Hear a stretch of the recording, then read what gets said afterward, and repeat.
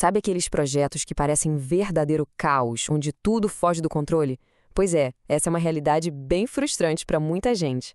Mas e se existisse uma ferramenta para transformar essa desordem toda em sucesso? Hoje, a gente vai desvendar um método super poderoso para colocar a casinha em ordem. Vamos mergulhar nisso? Essa é a pergunta de 1 milhão, não é mesmo?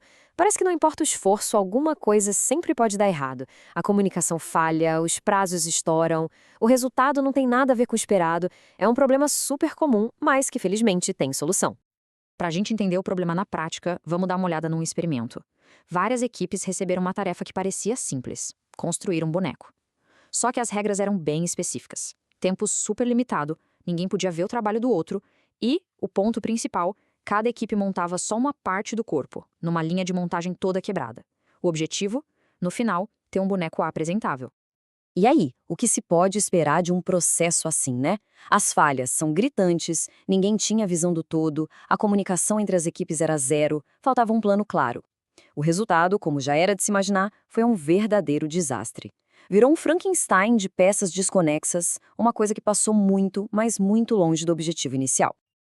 Então, o ponto crucial é exatamente este. O que faltou nesse experimento todo caótico foi um modelo de gestão. Essa é a estrutura que define o como. Sabe, como o trabalho vai ser feito, como os objetivos vão ser alcançados e, o mais importante, como todo mundo vai se manter organizado e trabalhando junto. E é aqui que a solução entra em cena. A resposta para esse tipo de caos tem nome: ciclo PDCA.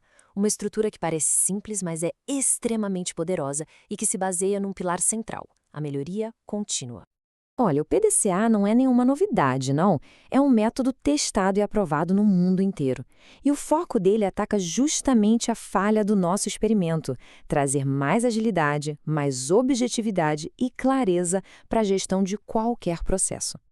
E a grande força do PDCA está nesse número aí, 4. São 4 fases interligadas que não acabam, elas se reiniciam, criando um tipo de motor que nunca para, de inovação, de aprendizado e de agilidade. Vamos ver como é que isso funciona na prática.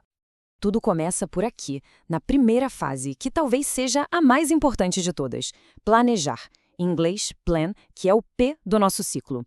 É aqui que a vitória é desenhada antes mesmo de a batalha começar.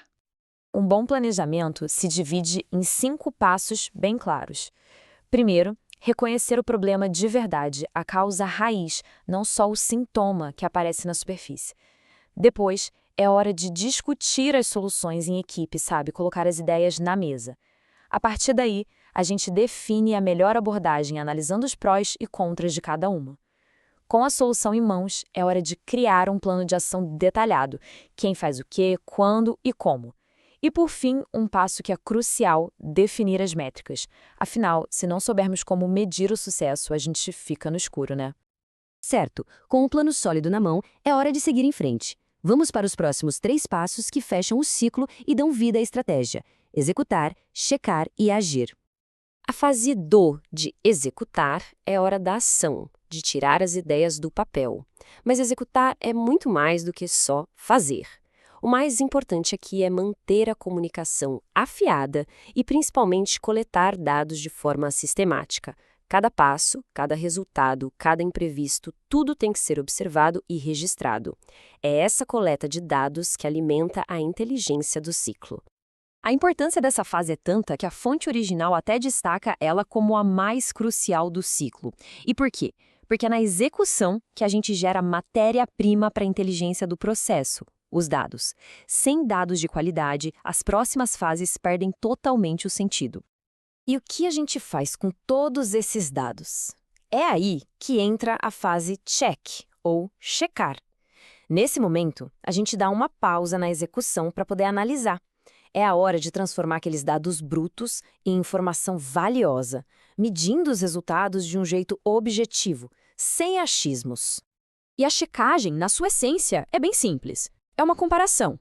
De um lado, a gente tem o que foi planejado, as nossas metas, as métricas. Do outro, o que de fato aconteceu, os dados que a gente coletou.